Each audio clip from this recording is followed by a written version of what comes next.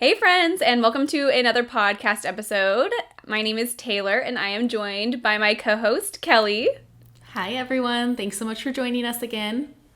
And we just got off a really great conversation with Sam Ang Films, who we will get to his interview in just a minute. But Kelley, how are you doing today?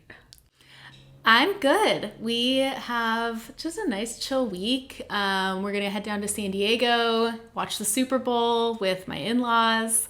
What about you, Taylor? I'm not really a sports person, if I'm being totally honest. But my in-laws are watching the kids Saturday into Saturday night. And my husband and I are going to go on a little pre-Valentine's Day date. Take advantage of the childcare, the free childcare. So that'll be really fun. That's so nice. I think we're doing that too, actually.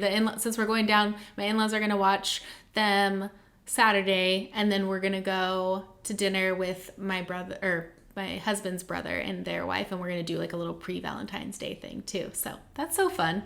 I'm so happy that we had Sam on. He is just really rising within the industry so quickly. We actually did a mentorship session with him 4 years ago, and he just came to us and was like, I'm ready to take my business to the next level. What do I need to do? And I mean, we gave him a few tricks and tips, but he also has had a lot of people invest in him over the years too. And so I think that just his willingness to rise and telling people that he's like ready to do the weddings that they do has helped him so much. And he's had a lot of really helpful tips that he shared with us just on this one.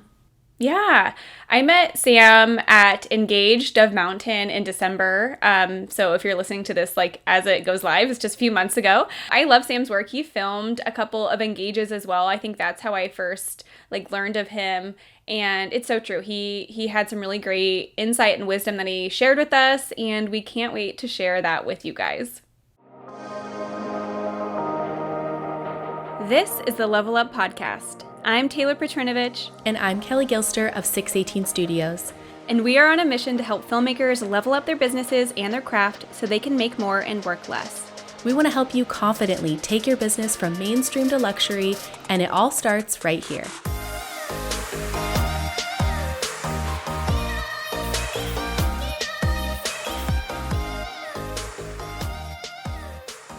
Hey Sam, thank you so much for joining Kelley and I on the podcast today. We are so excited to have this amazing chat about your business and how you have gotten to where you are now. Thank you guys for having me, and it's such a great pleasure. So Sam, when did you start shooting weddings? I started shooting weddings about, I'd say roughly about 10 years ago, and just picked up a camera. Actually, it's because of the iPhone. Started recording on the iPhone, and then from there, I enjoyed it, editing on iMovie or whatever app they had at the time, and then picked up a real camera and started playing with that, and then before you know it, it blossomed to something that I had no clue or imagined that I was even capable of doing. So it's pretty trippy. That's amazing. And then did you start off shooting for other filmmakers, or did you just start right away with your own business and brand? What was kind of that flow of going from iPhone to professional to all this?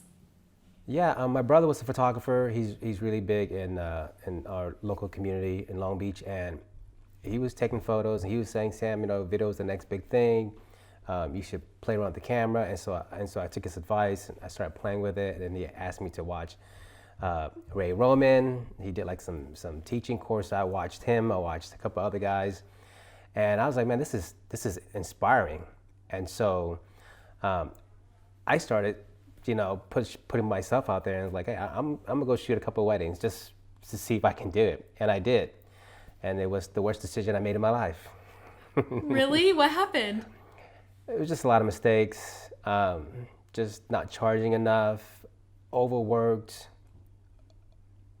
overwhelming amount of footage, card failing, battery, all the mistakes you can make at a wedding, as a novice, I made them. So Yeah, live and learn. I think we can all relate to that. I feel like our first wedding, we shot for free. Our wedding photographer referred it to us, and we didn't really have any gear. We rented gear. I was still in college, so we just rented gear from my university, and we just kind of like played with it like the week before and try to like do as much as we could. But I don't even think we recorded like professional audio. It was just like all on camera stuff. We made quite a few mistakes too, or we look back at like what our workflow was and we cringe at how many things could have gone wrong. We're like, oh my gosh, we didn't even like, back things up, or we didn't even, so we definitely got lucky there. What about you, Taylor? Oh yeah. Yeah, I'm definitely like a live by trial and error kind of person, and so everything you guys are saying, I'm just nodding along. Yes. Yes to all. And I think the editing portion was like a whole nother beast. I mean, just trying to put those clips together and then realizing that you don't have any space on your computer to keep going. And it was a disaster. So, but anyways, I'm a long way from there now. You are. Thank you, Lord. You are. You're bringing me back to like all of that. I forgot about like not having enough space on your computer and like, oh my gosh, it was like, it's been a minute, but good times. Oh man. Mm-hmm. Well, obviously that's not the case for you now. Can you give us an idea of how your business looks right now in 2023? My business is pretty amazing, and I'm pretty grateful. I mean, like I'm not a self-made man. And it wasn't an accident that I'm here, but I mean, I worked really hard, but a lot of people invested in me. So I'm here because of that reason. I just want to give a big shout out to all the people that have invested in me. I realize that I'm not a self-made individual. I work hard to be here, but a lot of people invested time in me. I invested time also in learning, spending money on courses. One of the first people I want to thank is my buddy Ryan Davis from Cloudless. We worked together for a very long time, and he was in the luxury market, and I just learned so much from him.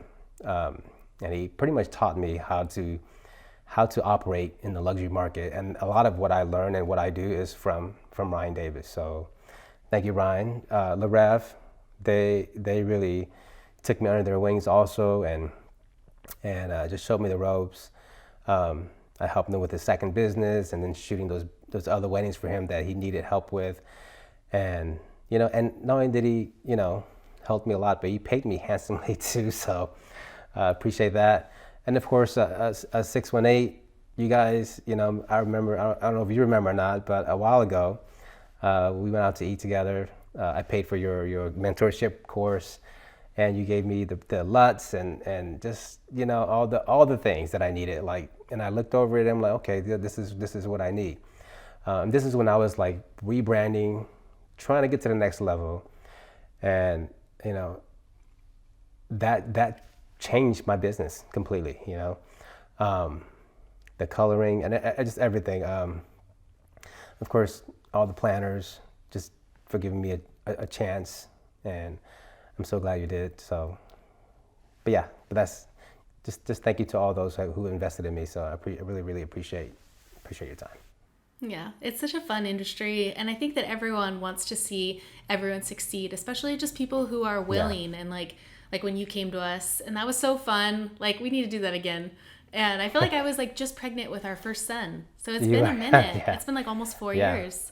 And you were just like, I want to grow. Like, I just want to do this. And so I think anyone out there who is like ready to take the next step and wanting to make that jump, if you're willing, like, it'll come. And if you're like looking outside of yourself in that teamwork mentality, like that growth is going to come, and people like will want to invest in you. And so that's so amazing that you've had so many people in your corner, and I just love that so much. But this 2023 has been amazing. I think I booked 15 weddings so far, and they're all at my price point that I want. So I'm very happy about that. The last couple of years, I think I've shot over close to 90 plus weddings or events. My gosh. And it was a lot. But, you know, I just wanted to make a lot of money. I wanted to make a lot of money. I wanted to produce a good product, and I strive to do that, and I did it. And then this year, I feel like it's time to, like, you know, find my place and, you know, nail down what I need to in terms of direction and who I want to work with and what kind of content I want to put out. So yeah, it's going to be a great year. I think, I hope. That's amazing. Yeah, I think that everyone kind of has that where you take everything that comes your way. And I think that if you're able to do it, we did that too. And if like those who are listening right now, if you have years where you're feeling overwhelmed or I think sometimes it's a little bit, it's a good thing and a bad thing to reach kind of that burnout level so you know exactly where your fine line is. We did that actually our first full year. We shot way too many and we're like, we love this, but we can't continue to do this every single year.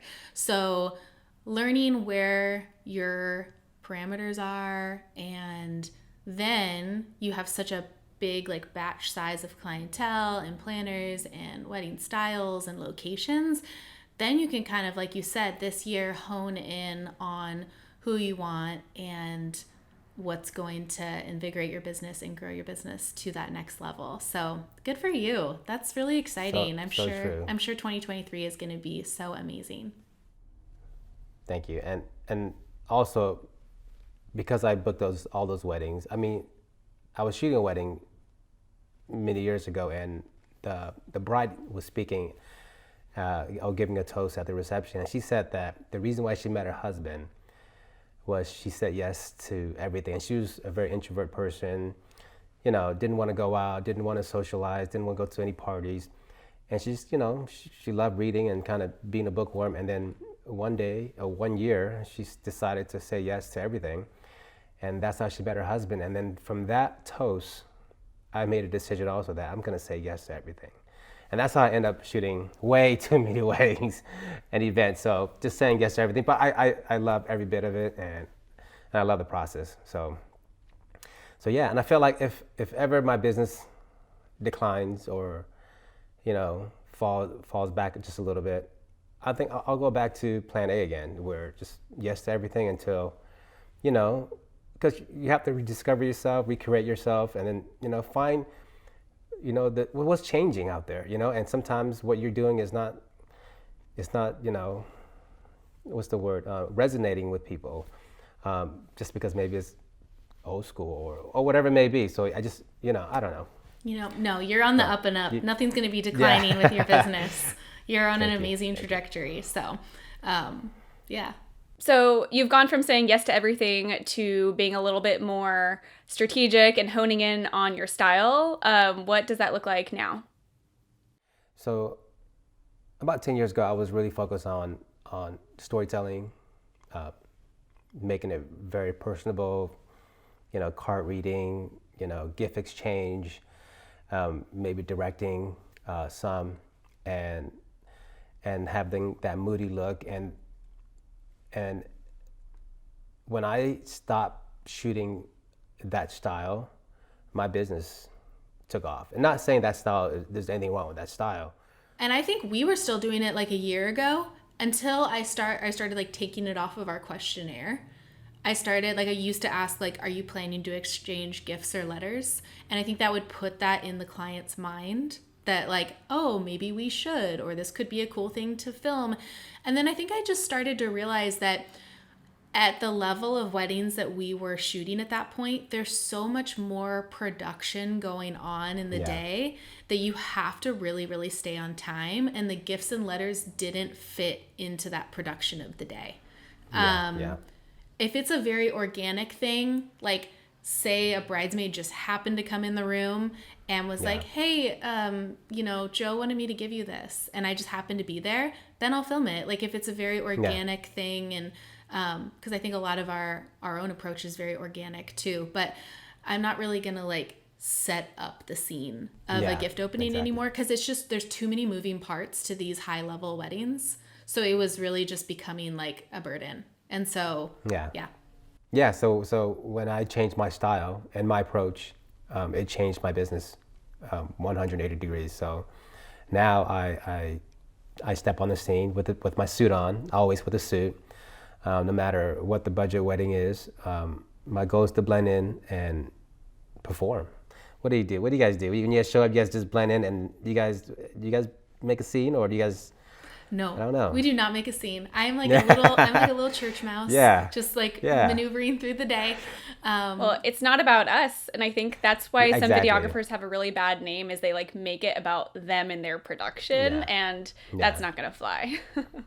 Yeah, and it's not, and it also that also falls with like your attire. Like, what are you wearing to the shoot? Are you wearing something that people are gonna look at you and compliment, your hat or this and that or the next, or you're there and you're just blending in and you look like one of the guests, and the planners are happy when they see you. You don't, you're not a mess. So I think that alone right there speaks volume, and that's how I think I got a lot of my gigs from the last couple of years, just because how I showed up at weddings. Absolutely. I know that like there was a big shift. So Paul, who's like my business partner, we're a husband and wife team. It was like 2017 or 18. And we shot this wedding that was our highest paying wedding at the time. And I don't know what just shifted. I was like, you need to wear a suit now. And he was like really pushing back. He's like, oh, like I'm such a sweater and I don't like wearing a suit. And I'm like, hey, like things have changed. Like we need to align our business and brand in this way. And he like really fought me on it until I was working on the wedding film afterwards. And he did wear the suit. And he was like, dang, I look good. When he saw himself, like he caught himself like in my camera Yes. during the ceremony. And since then he was like, okay, I trust you. It looks good. And nothing feels better. I'm sure, Sam, like when you show Yeah. up in a suit, you get that recognition from the planners, from the Right away. client, from other vendors. And it just feels good. And you know that that's going to stick as a lasting impression and yield in more work. Like they're going to be proud. Those planners are going to be Yes. proud at the way that you present yourself at a wedding. And it's going to reflect on their own business and brand that you carry yourself in that way, and that the client's going to respect that. Well, I know one particular client. I know Brooke Keegan. She came up to me and she was like, "Sam, thank you for wearing a suit. You'd be surprised how many videographers don't wear a suit." And then I'm at least shooting 3 weddings per year with her, and it's a great honor. But I think a lot of it just says how I showed up. The work has to speak for itself, but you also have to, look the part and play the part. So. Absolutely. Yes. So that's essentially the topic of this episode, is becoming a top referral source for planners. And I think that we've pretty much just hit on the first point that we wanted to touch on. Attire is, of course, so important at this level in the industry. All of our work is good, right? So what's next? It's all about like the details. So do you have any other things that you like to do that you think has helped you become a top referral source for some of these big planners? Yeah, I'm really big on little things. So I do a lot of little things. Number one, I am a great team player. I really push myself, no matter how hard it is sometimes to be, a videographer behind a photographer. They're directing, they're controlling the situation, the lighting, all the things. I realize that if I'm just shooting what they're shooting, I know it's gonna be amazing, number one. Number two, I don't have to get all the shots that in my mind I see, visually editing. Those are not the battles that I wanna fight. So I really play along with the photographer, and 99% of the time the footage comes out amazing. But sometimes, photographers, they go really fast. They go really, really fast. One click, next thing, one click, next. I mean, it just. But I learned to capture those in between moments that makes the video look organic and fluid and real. So I work really hard to be a great team player. Number next, I really show with a positive attitude. I think people like it when you're smiling, you know. I'm not a great talker. I don't talk as much, but I try to smile a lot. I try to help out with hanging up the dress, which is going away fast. Thank God. I'm always cleaning up the flat lays after the photographer is done shooting or I'm done shooting it. I help roll up the flat lays, put everything away, help pack everything. And then I don't shoot anything with the photographer's not shooting, because I realize that if I'm getting something that they're not getting, the bride could be upset about that, or the client could be upset about that.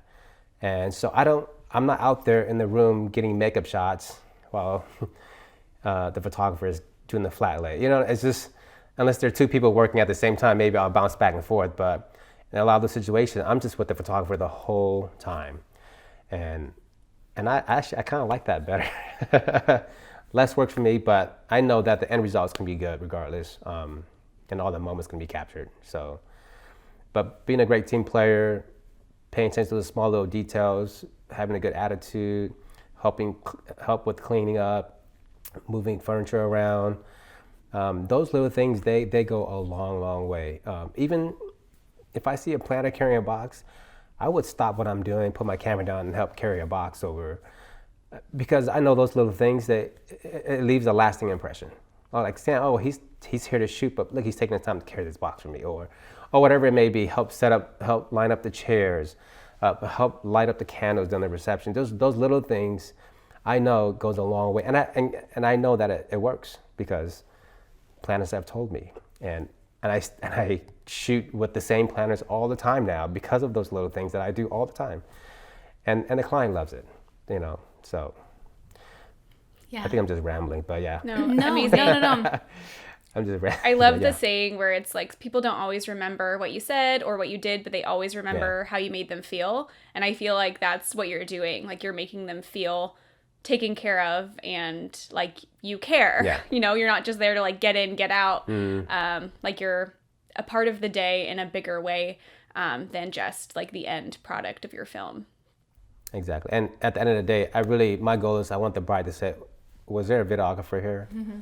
And I want the planner to say, oh yeah, there was, you know. So, and it's like, you know, I want them to feel like I wasn't there, but I was capturing all the things. That when they see the video, I think they're more impressed. Like, wow, Sam was not there, but he felt like he wasn't there, but he captured all these things.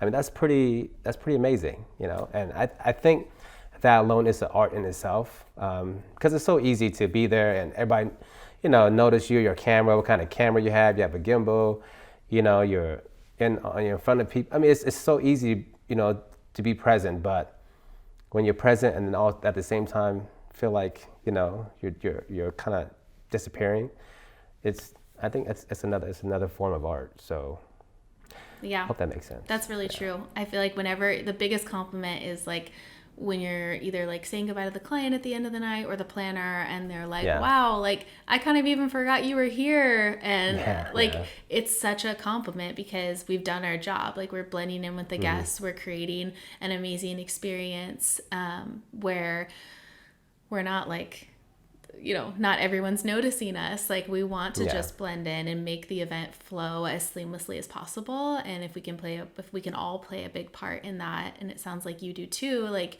you know, it's only going to, you know, create a really great work experience and experience for the bride and groom. I'm always huge on, like, I'm sure you guys feel the same way, but I find that like the working experience is more important to the client than like the actual product. Because if you could deliver the most amazing wedding film in the entire world to a client, but if you weren't a great experience on the wedding day for the bride and the groom, they might go in viewing that film with like a poor taste in their mouth, or, you know, whatever. But if you just made them feel so comfortable and they were so confident and loved working with you, then whatever you deliver to them, they're going to love because they loved you. So so true. So true. I think those are amazing tips, and I think that's really encouraging to hear for filmmakers who are listening to really take a step back and see the wedding day as like one big moving puzzle piece, and that we are just, one cog in the wheel, and we should definitely play our part to make everything kind of work together. But is there anything that you do specifically focusing on the planner that makes you really stand out to them and make them want to refer you over and over? Yeah, well, a couple of things to consider. Number one, the planner has to like your work and want to see you do something for them that will make them look better. So a couple of things that I do. Number one, I do teasers right away. After the wedding, I try to go home and, as I'm dumping footage, go through one camera, maybe the drone, and try to pick out all the best shots and make it like a little reel or a little teaser. I think planners love that. They want to reshare that. So I try to do that. Next, I try to also provide extra clips for them if they need it for their own personal reel.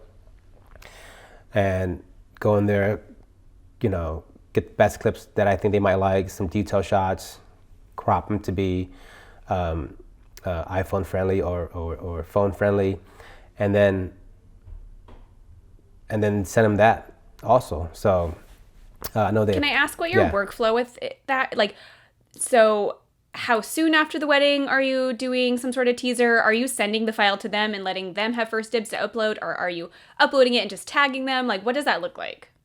So that looks, it's a double process. And I'm gonna be quite honest with you. I used to post right away, like the very next day. But lately I've been seeing a couple of people that I look up to kind of wait till like Tuesday, maybe even Wednesday or Thursday. So lately I've been doing that, just waiting till Tuesday. And it gives me enough time to let the footage breathe a little bit on me. And so I'll wait till maybe middle of the weekend, post a wedding and shot from that weekend. And I also, maybe prior to that or even after, give the planner a handful of clips, maybe 20 clips that I think they might like. I've always got great response from it. So I don't do it all the time, but I do it. And when I do it, it's always been a great result. So what I do also is find out what the planner needs and offer my service. I shot Brooke Keegan's online course and it turned out great. So I'm happy about that. But I do a lot of little things. I send gifts to planners.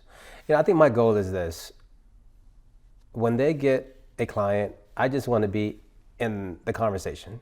I'm sure they mentioned a couple of videographers. I just want to be in the conversation. Because I know if I'm in that conversation, I hope my video sells, my style of video sells.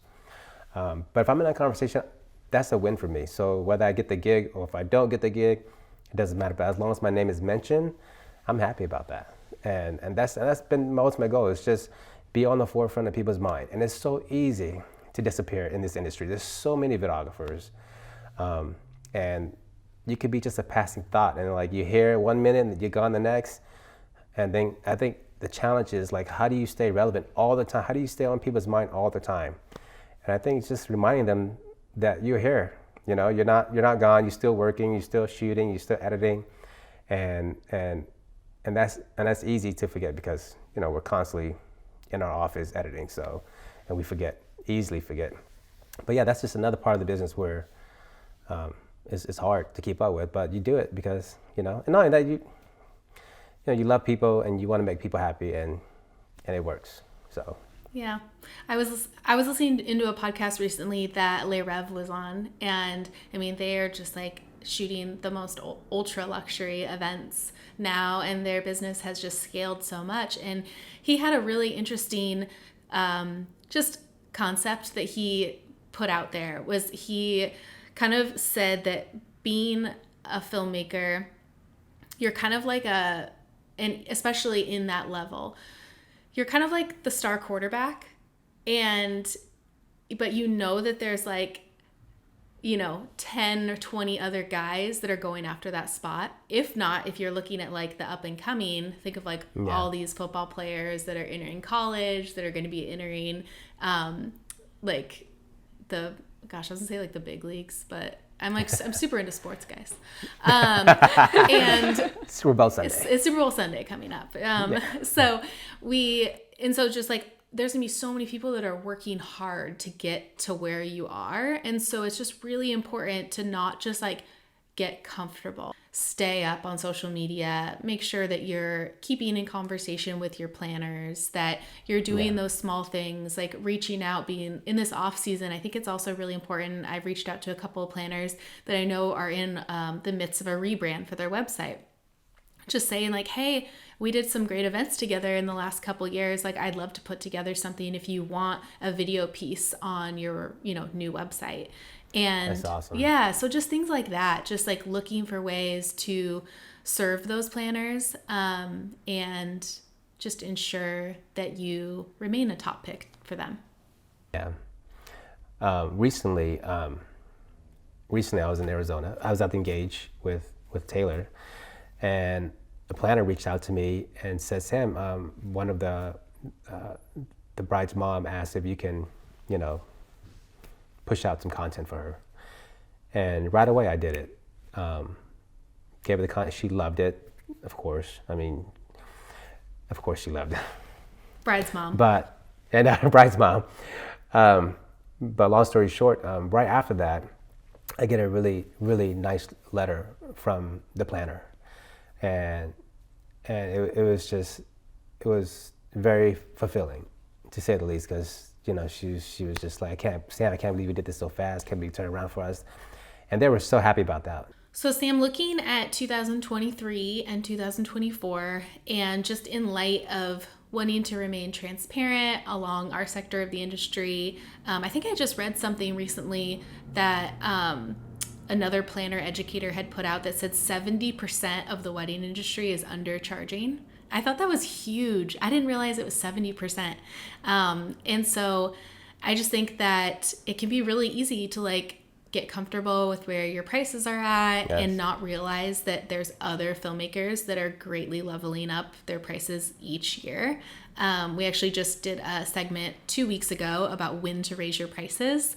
I watched that. Yeah, so it's really important to make sure that each year you're making an increase. So can you talk a little bit about where your pricing is right now? You could go starting, or kind of what your average is, or talk a little bit about that.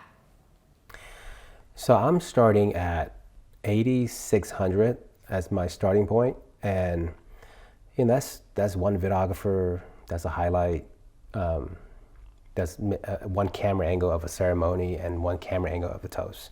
Something simple, something manageable. I can edit. Doesn't take up, it's not time consuming, and then which a lot of people don't really book that unless, maybe it's a Friday wedding or it's a smaller wedding, and I don't want to miss out on $8,000. So especially if it's a 50-person wedding, I'm not going to say no to that, and especially if it's like a Friday, or even if it's a Saturday or even a Sunday wedding. Like, I reserve that entry-level price for those, for maybe a Friday or a Sunday. But if it happens to be on a Saturday, and it's on a Saturday, I mean, I'm not gonna complain about it. But so you'll offer that all the time. Like, it doesn't have to be like an off-season thing, or Friday or Sunday. It's like It's always there. And do you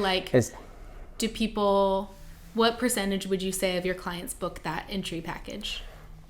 I don't know how many people book that package, but right now, I mean, last year I know I was averaging at least 12,000 per wedding, and there were great weddings where I booked close to almost 20,000. So it was kind of all over the place a little bit, but it's also like finding like, hey, where's that sweet spot? So I start at $886, and then my second price is like 90, close to 10,000, and then my highest package is 3 options. I think my highest package is like 12,600, something like that. Cool. And then of course there's add-ons. The add-ons is what makes the price higher, and it works for me. I don't just fly a drone. I do fly a drone for every wedding, but I charge for it. And if they don't pay for it, I'll still fly, but I won't try. This sounds kind of weird, but I don't fly the way I will fly when they do pay for it. When they pay for it, I fly it for every setting for cocktail, for, the reception, at the end of the reception, just their ceremony, just all the things. I try to get all the shots with the drone, at least 1 or 2 shots. But that's an add-on. I charge $800 to add on to my drone shot. So that's close to $1,000. I charge for additional hours. My minimum is 8 hours, and then to add on another hour, it's $1,000 I charge for 2 videographers. That's another $1,000 the add-on doc edits and teasers. Those are the things I charge. A lot of times I do it for the planner, but sometimes the client pays for it, and then I work harder to produce something better, for the client, and the planner too, of course. It's a win-win all around, but I add all these things to that's to really, say that, your price, that's super interesting too, because you're very much more of an a la carte, which like if you probably were to, like, I don't know if we could do like quick math here, but so 8,600, like, so our starting now is 12, but that's 8 hours, that's 2 videographers. And then it's also like a highlight film, like 5-ish minutes, and then full ceremony, full toasts, 1-minute teaser. And then we don't charge extra for drone. So I wonder, like, you would probably be ahead of our starting if like all those add-ons were thrown in there. Yeah. Maybe not. Maybe close to you guys. Okay. But I will say this though, a lot of people, maybe they don't want drone, and they don't really care, or the teaser is not in their mind, they want to see it 6 months late. I don't know, you know what I mean? So I feel like that's just another avenue for me to say, hey, if you don't purchase it, I don't have to do it. But if I do it, it's a win because it's a plus, and you know what I mean? I don't know. It works for me. So yeah. Anyways. But you're right. I think, like I said, I'm averaging right now close to 12,000 per wedding. So that's amazing. Yeah. And you and Taylor are very similar in the fact that Taylor has decided like her phase of life and what invigorates her is like working locally. And so I think that that's great. Like everyone has to do what works for them. So some people are just super inspired and they keep going because they love the destination game and shooting in different beautiful locations. And other people are much more content and happier serving their local market. And there is luxury in their local market too. So yeah, I think that it's great that everyone has their own flows and how they like to do things. And as long as you're serving your planners well and your couples well, go for it. Whatever works for you. Yeah. Mm-hmm. There's no wrong answer. Yeah, there's no. And also be aware, like some of these destination weddings, they're big weddings, and it could be overwhelming. I'm not saying that I'm afraid to shoot it. I have maybe 3-4 destination weddings, in terms of like the country, going to Florida and whatnot. But they're big weddings. They're huge weddings, and I'm sure the client spent millions on it. And I mean, that alone it's gonna take a lot of manpower, and it's a big task. So it's not. Some people want it, but I'm gonna be honest with you, it's not for everyone. Yeah. And I'm only doing it because I've been in it since the very beginning, just working with my buddy Cloudless, Ryan Davis, shooting with him all these years, and so I've seen it, I've seen it all, and Larev, working with Larev and seeing all his weddings, and so I know what it takes, but people need to understand, like, those weddings are not for everyone, and it's not for the faint of heart. It's a lot of work. Yeah. So, and they're long days, very long days. Yeah. I remember, I think it was 2019, we did this wedding for like a very high profile person, and I was like a mess. Like I'm like calm, cool, collected most of the time, Yeah. But I was just like leading up to the wedding, I was really overthinking things. I was so stressed out that after the wedding process, I was like not sleeping because I was so stressed about like thinking back to little minute things that I could have done better. Yeah. Like I was so in my head. And Paul was like, Kelley, I don't know if like this level of wedding is for you. Like he's like, yeah. And I was like, no, I can do, like, I can handle the pressure. Like, I'm so like hard on myself and just like, no, I can do it. You know, I love being like coached, like growing up playing. I did play sports, even though I can't figure out like what the NFL. That's what it was. That's what it was. Yes. And so I love being coached and everything, and I can like feel like I can rise under pressure. But for whatever reason, like that one got to me, and that was the first time that I realized that like there are areas of the luxury market that are for different people, and depending on like where your skill set falls and your personality falls and things like that. Like I am a huge people pleaser, and to a fault, and that doesn't serve me well in like working with like a certain clientele. So, and that's fine, because there's so many other people that can serve that client super well and not be a head case about it, like me. Yeah. Seriously, yeah, for sure. I love it. This has been such an inspiring conversation, Sam. I love your business. Thank you. We should all aim to emulate Sam a little bit more. So Kelley and I just want to thank you so much for taking the time to chat with us today, share your wisdom with the people who are listening. But before we say goodbye, could you please just tell everyone listening where they can find you? Yeah, you can find me on my Instagram at sammingfilms, or my website, sammingfilms.com. Thank you for joining us in this conversation. If you enjoyed this episode, please help us reach more filmmakers just like you by taking a screenshot and sharing it on social media. Don't forget to tag us at The Level Up Co. And join us again next week, same time, same place, as we continue to level up the industry together.